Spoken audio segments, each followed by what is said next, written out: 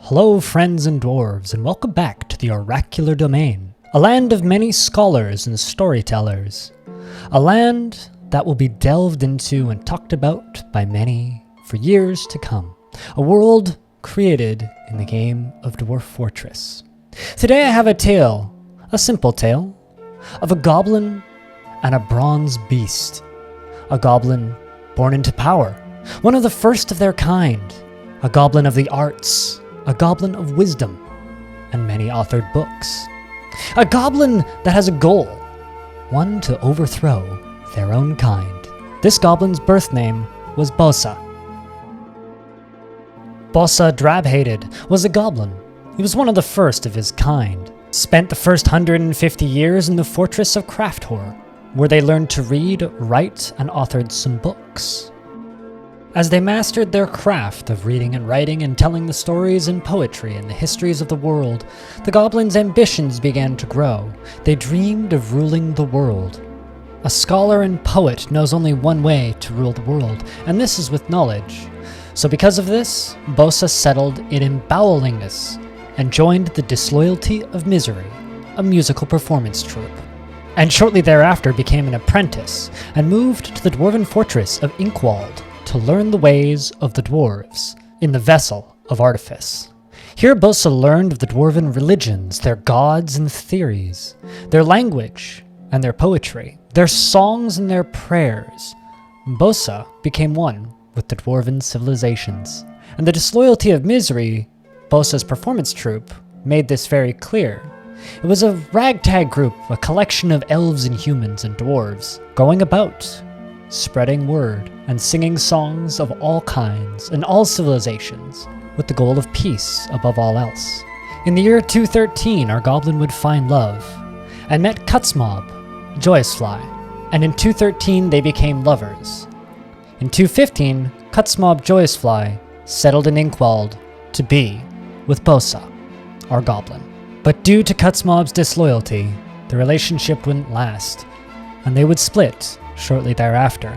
But because of the marriage, our goblin friend had married into royalty and had become a lord consort, which the dwarves would take notice of when they arrived at Crypt Abbey. In the year 250, 7 dwarves founded Crypt Abbey, a small fortress with a simple intention: to tame the evil wilds and quell the local necromancer population.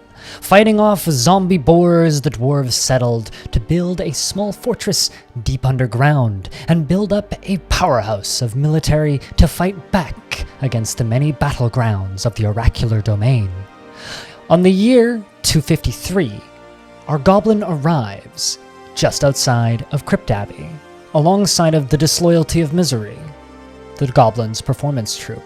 Shortly after arriving, our goblin becomes best friends with the local dwarves. There isn't many, a very small population in the fortress at the time. They ask politely, gain residency, for the purpose of entertaining the visitors and locals in Crypt Abbey. The dwarves eagerly agree for some musical entertainment and poetry. Shortly after earning residency, our goblin would apply to be voted in for the next year's mayor, and do a term in dwarven politics.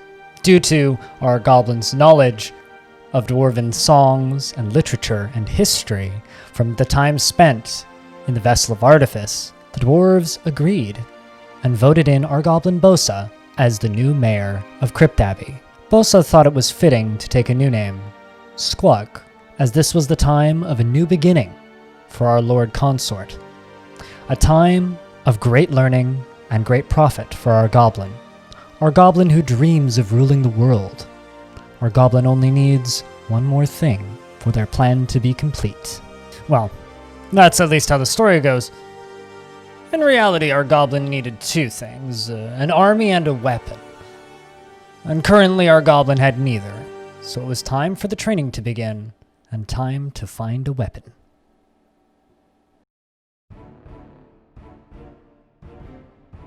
But luck comes in many forms. The bronze Colossus Gather Passelrom Dawn has come. A gigantic magic statue of bronze bent on mayhem has come.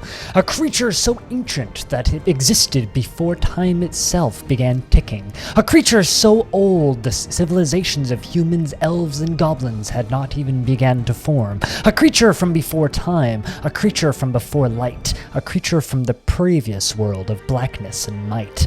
A creature that must belong to our mayor, and soon to be king of the dwarven civilization. Catch it, my dwarves. This is our weapon. This is the destroyer.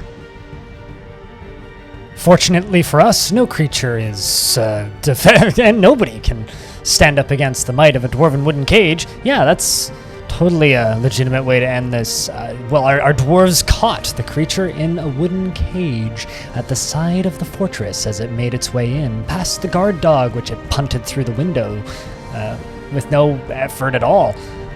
The dwarves are going to keep it as a mascot in the base of Crypt Abbey, use it to train archers and rally the spirits of the dwarves. This means war. The oracular domain will be flattened, and our goblin has many ambitions to be the greatest goblin of all time, rule the world and dwarven kind. This is the oracular domain. And this is the tale of Squog, Bosa, the goblin consort, of disloyalty and misery, and the vessel of artifice, mayor of Crypt Abbey. Long live the vessel of artifice and Crypt Abbey. May your reign be long, Squug. May you be the most powerful goblin of all time.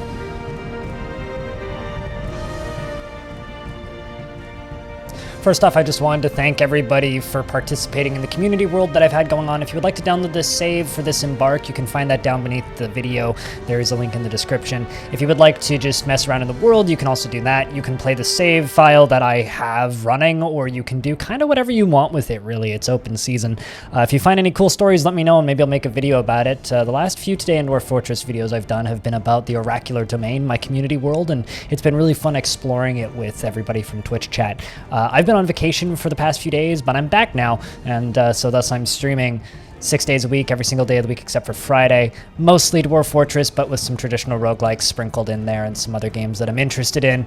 If that's something that you want to see, I hope to see you over at my Twitch channel. That's twitch.tv/BLINDIRL. There's more Dwarf Fortress than you could reasonably watch in a lifetime on this YouTube channel, including a lot of other videos like this, as well as updates on the Steam version, and I'm tongue-tied.